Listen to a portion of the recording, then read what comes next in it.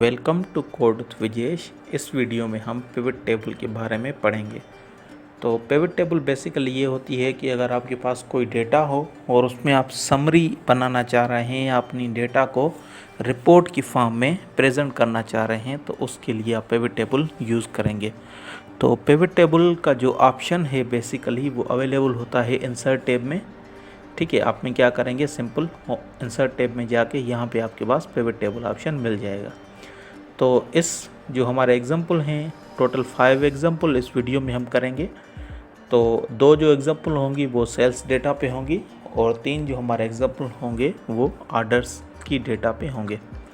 तो ये हमारे पास शीट है। अगर आप इसे डाउनलोड करना चाह रहे हैं तो वीडियो के डिस्क्रिप्शन में आपको ये लिंक मिल जाएगी, वहाँ पे जाके आप इसको डाउनलोड कर सकते हैं। तो ये हमारे पास सेल्स की डेटा है। तो फर्स्ट एग्जांपल में हम क्या करना चाह रहे हैं कि हमें सेल्स रिप्रेजेंटेटिव की समरी बनानी है। ठीक है, तो यानी हर एक सेल्स पर्सन ने कितने की सेल की। तो सेल्स डेटा में आप देखेंगे सेल्स रिप्रेजेंटेटिव ये है, टोटल सेल अमाउंट हमारे पास इस कॉलम में है। तो इनकी हमें क्या करनी है, सेल बनानी है। तो अगर इस पिवट टेबल हमारे पास नहीं होता तो हम क्या करते, हर एक सेल्स रिप्रेजेंटेटिव के लिए सम इफ का फार्मूला यूज़ करते।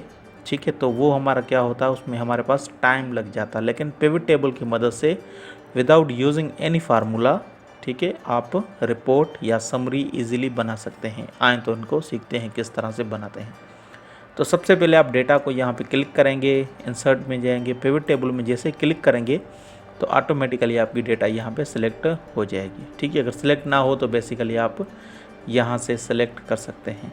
और आप अगर न्यू शीट करेंगे तो आपकी जो समरी या रिपोर्ट बनेगी वो न्यू शीट पे बनेगी। लेकिन हम क्या चाह रहे हैं कि हमारे पास यहाँ पे जो एग्जाम्पल 1 शीट है यहाँ पे हमारी यानी समरी बननी चाहिए। तो आप क्या करेंगे, एग्जिस्टिंग वर्क बुक पे शीट पे आके लोकेशन को क्लिक करेंगे एंड यहाँ पे एग्जाम्पल 1 में आएंगे और यहाँ पे आके आप जब क्लिक करेंगे तो यहाँ पे देख सकते हैं कि इस एग्जाम्पल 1 में हमारे पास B7 में हमारे पास क्या होगी, एक पिवट टेबल बनेगी। जैसे ही करेंगे आप ओके करेंगे तो बेसिकली आप यहाँ पे देखेंगे कि आपके पास पिवट टेबल आ जाएगी। एंड मेक श्योर ये आपके पास जो पिवट टेबल में 4 कॉलम्स होते हैं या फील्ड होती हैं, ये बहुत इंपॉर्टेंट होती हैं।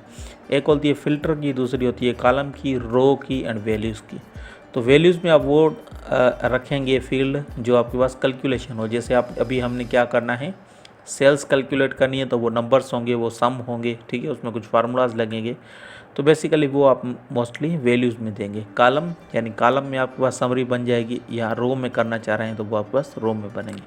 तो आए तो इनको जो एग्जाम्पल तो हमारा सेल्स रिप्रेजेंटेटिव की समरी बनानी है। तो आपने क्या करना है, यहाँ पे सेल्स रिप्रेजेंटेटिव को उठा के रो में जब रखेंगे तो आप देख सकते हैं इस तरह से रो में आ जाएगी। अगर आप चाह रहे हैं कि कॉलम में आए तो कॉलम में आपके पास इस तरह से आएंगे। तो हम क्या कह रहे हैं, इसे हम रो में रखते हैं और जो आपके पास बेसिकली टोटल सेल्स अमाउंट है वो हम क्या कह रहे हैं, वैल्यू में आ जाए। ठीक है, तो ये आप देख सकते हैं बेसिकली आपकी इजीली समरी बन गई। सेल्स रिप्रेजेंटेटिव हर एक यानी सेल्स रिप्रेजेंटेटिव की सेल कितनी थी तो आपके पास यहाँ पे ये अपडेट हो गया। अगर अब यहाँ पे कोई भी चेंजिंग करेंगे तो ये ऑटोमेटिकली यहाँ पे चेंजिंग आ जाएगी। ठीक है, तो सेकंड एग्जांपल में आते हैं। हम क्या कहते हैं, create sales representative monthly wise summary. तो सेल्स रिप्रेजेंटेटिव जो हैं उनकी मंथली हमें समरी बनानी है। तो अब क्या करना है कि बेसिकली दूसरा हम एग्जांपल इस तरह से ट्राई करते हैं कि हमने क्या किया, यहाँ पे क्लिक किया, इंसर्ट में आए, पिवट टेबल में आ गए।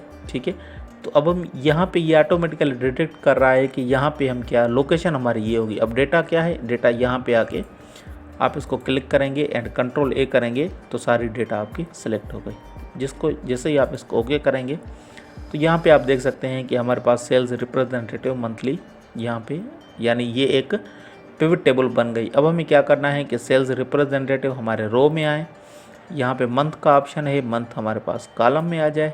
ठीक है, तो उसके बाद हम क्या करेंगे कि सिंपली यहाँ पे आके सेल्स की समरी बन गई बेसिकली। तो हमारे पास मंथ एक ही था, अगर मल्टीपल मंथ होते, ठीक है, जैसे फरवरी का होता तो वो जनवरी के बाद फरवरी आ जाता एंड सो ऑन। ठीक है, अगर से फॉर एग्जांपल हम इसको क्या करते हैं कि रीजन वाइज अगर हम बनाएं कि हर एक सेल्स पर्सन की रीजन वाइज सेल क्या है तो रीजन को अगर हम यहाँ पे रखेंगे तो आप देख सकते हैं ईस्ट एंड वेस्ट, ठीक है। तो यानी इस तरह से आ जाएगा। अगर हमारे पास यहाँ पे एक ही मंथ है, अगर एक से ज़्यादा मंथ होता तो वो बेसिकली आपका यहाँ पे आ जाता। तो हम इसको ड्रॉप आउट कर देते हैं और मंथ को आके यहाँ पे रख देते हैं, ठीक है। तो ये हमारे पास क्या बन गई, सेल्स रिप्रेजेंटेटिव मंथली समरी। तो जो 3rd से लेकर 5th तक हमारे एग्जाम्पल हैं उसमें हम ये आर्डर की डेटा को यूज़ करेंगे। तो एग्जाम्पल 3 हमारे पास यहाँ पे आप देख सकते हैं, इसमें हमें क्या करना है, count yearly order state wise. जो भी स्टेट वाइज हमारे पास हैं उनके आर्डर को काउंट करना है ईयरली। तो अब डेटा को हम देख लेते हैं। यहाँ पे हमारे पास यहाँ पे आप देख सकते हैं आर्डर नंबर, ये स्टेट हो गए, ये आर्डर हो गया, ठीक है। अब हमें काउंट करना है तो काउंट के लिए आपको एक नंबर चाहिए, ठीक है। तो हम वो आर्डर नंबर वहाँ पे ऐड कर देंगे। तो अगेन इंसर्ट में जाएंगे, पिवट टेबल को जैसे आप क्लिक करेंगे, ठीक है, कहाँ पे हमें चाहिए ये, तो यहाँ पे क्लिक करेंगे।